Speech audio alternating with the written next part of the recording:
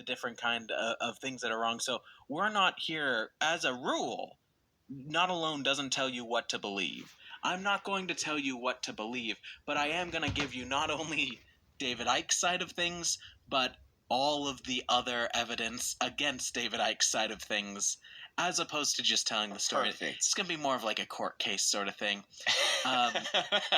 And Jason is here to ask questions. Be the jury? Be the jury, I guess. Oh, man. And as much as I hate to say this as well, this is going to be a two-parter. Oh, God. Part hurts one. me already. I know. Me too. Part one today is going to be, and I might even subtitle it an appeal to reason. And then part two is the descent into madness, where the basics and the bones that we talk about today, we can talk about why it's this way and that way and why this could or could not be true. Next week is going to be like the queen is a literal lizard and the moon doesn't exist and all of that. So, oh man, do we get to talk about aliens? That's, well, as in like the movie franchise. Oh, is that an alien? I don't know. Okay. Well, they have a queen. Oh, well, there you go. It's good enough for me. No, I mean the British queen. Oh. she's a reptilian. Okay. We're going to talk about the super crazy next week. The stuff that I can't be like, this isn't true because of XYZ, because there's no way to prove the things he's saying. But we're going to start with the crazy, but the more discussion-based this week. So, and as a precursor, in the spirit of transparency, typically I do a bit of research on most of our subjects, and I get Sam's notes, so I read over those. This week, I am going in completely blind. Completely blind. And Sam has done all the research. Yes. And now I have descended into madness. Yeah, I realize this now that my home is cluttered. Once you started talking about this, I'm really worried for you. But anyway, without further ado, this is a conspiracy that I just don't understand. Jason just doesn't get it, which I think is what we're going to try to call these series, which is Jason just doesn't get the reptilian agenda. So, all right. Sam, tell me about Mr. Ike. Okay, so the reptilian agenda, while it was popularized by our good friend David Icke in the late 90s. Is that really how... No. Our good friend... I hate him. I hate him by so a gentleman. Much. No. A man. He's a racist. So, yeah. A man by the name of David. I'm just going to say by David Icke. He's not our good friend. This Prophet idea... What? Well, you're not wrong. And we're going to talk about that. All right. So this idea, while it was popularized by David Icke in the late 90s, it begins much earlier than that. In fact, it's theorized that the first seeds of this conspiracy theory appear as early as the 1880s in the work of the infamous spiritualist Helena Blavatsky. Now, Blavatsky is a controversial figure. She's most famous as an occultist and philosopher who helped to found the Theosophical Society in 1875. Theosophy is a form of esotericism that was dedicated to finding the truth. And I'm sure we'll be getting more into theosophy at a later date, but essentially the core of this belief system is that there is a brotherhood of spiritually advanced individuals known as the Ascended Masters, who hold secrets and truths regarding the world as we know it and the universe at large, and that these masters can impart this knowledge to normal, everyday humans to bring us into a higher level of truth and consciousness. Now, individuals like King Solomon, Jesus Christ, Confucius, Siddhartha, they were all said going to be... Going old school. Yeah. Exactly. First class right here. Jason was thinking like, oh, so guys know some things. The guys. The guys. The cool thing about theosophy is the way, essentially, like I said, it's all from channeling. So it's all people sitting there being like, I am Confucius. Oh, so it's all fake. In a word, yes. Okay. But because of this, they claim to have these different, like, historical facts. So, right, when it comes to, like, Jesus. So Jesus, he pretty much disappeared until he was born. He grew up a little bit, then he disappeared. I can't remember the exact ages, but he's gone for like 20 years. Isn't there a pretty good theory that he just went to India? Well, that theory...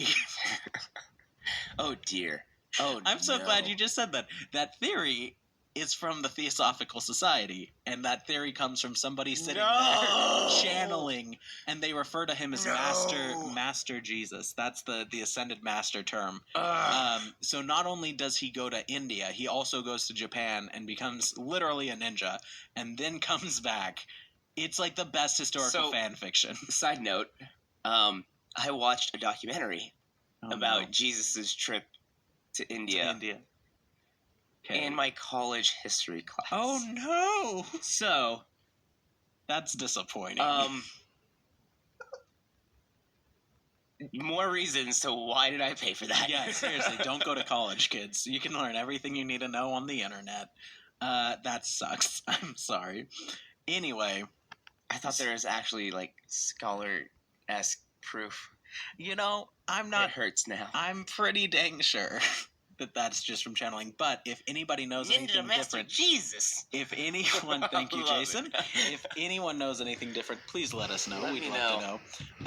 All right, so I want to make sure my money wasn't completely wasted. It may have been. Now, all of the masters, okay, all of these ascended masters, they work together to impart this wisdom. Like the fact that Jesus was a ninja. This wisdom to the followers of Theosophy. This knowledge has been lost to the world, but will one day restore the planet to what it should have been, this great paradisical place. Okay. And it will replace all of the religions of planet Earth. They'll all fade away, and we'll follow the Theosophical doctrine. That's kind of like their own apocalypse-esque prophecy. Yes, yeah, but in a surprising twist, a positive apocalypse. Not well, a bad unless you're apocalypse. any one of those other religions, then it's kind of unfortunate. Well, it's not that those religions will be killed or anything like that. It's just that through the works of the Ascended Masters, we'll realize that all of the other religions are wrong, and we'll learn to follow Theosophy instead of everything else. So, right. Yeah, for the Pope, it's not the best. Right, yeah, exactly. I feel you. That is the very basics of Theosophy. It's hardly even scratching the surface. It's really interesting stuff. I know we were just kind of digging at it, but it's really fascinating stuff one way or the other. But due to this central theme of ancient wisdom being revealed, Theosophy draws heavily on the old favorites of the paranormal realm, advanced ancient civilizations like Atlantis, as well as Lemuria, which we've addressed in an earlier episode, the one that we did on High Brazil. Do you remember Lemuria? It's like Atlantis, but it's in the Pacific. That wasn't High Brazil's the one with the giant rabbits, though. Yes, but that's just a little island. Lemuria is a lost continent that's supposed to be in the Pacific Ocean. It connects. What does it connect? It connects like Australia, and Africa and India, and it connects all of these. It's a huge continent. It's huge. I understand. And that's nowhere in the Pacific. That's in the Indian Ocean. Okay, then it's in the Indian Ocean. There you go. Thank you. Yeah. And it connects all three of these here, and that's why there are lemurs in all of those locations. Lemuria. Okay. Now, as we'll be mentioning here in a moment. Oh my God. All right. So, yeah, these sure. and Atlantis and Lemuria Wait, are... hold on. Yes. In that case, why are there species of crocodilia in both North, South America, Africa? This is not the... And Australia. We've talked about Lemuria before, and we decided Lemuria, as we'll mention here in a moment. There's a reason why I blocked it out of my memory. Yes. Lemuria and Atlantis were both started as thought experiments. So, like, Atlantis was a thought experiment in Plato, and Lemuria was a thought experiment to explain these different, or these same species being on different continents, before we knew what continental drift was and all of that. Yeah, yeah. So both of these things... plate tectonics is, again, fairly new science. Yeah, totally. It's fair. But both of these things are things that started as a thought experiment, but they are core central to these belief systems. So it's believed that us humans can channel individuals from Atlantis and Lemuria to impart their hidden wisdom, and the culmination of Blavatsky's experiences with the ascended masters was a multi-volume work known as The Secret Doctrine. Now, there's a lot there. There's a lot of interesting ideas, for better or worse. I really hope there's a top secret doctrine where it says, like, you can scratch the rest of that. You can just throw it out. I really hope so, too, because it's some crazy stuff. And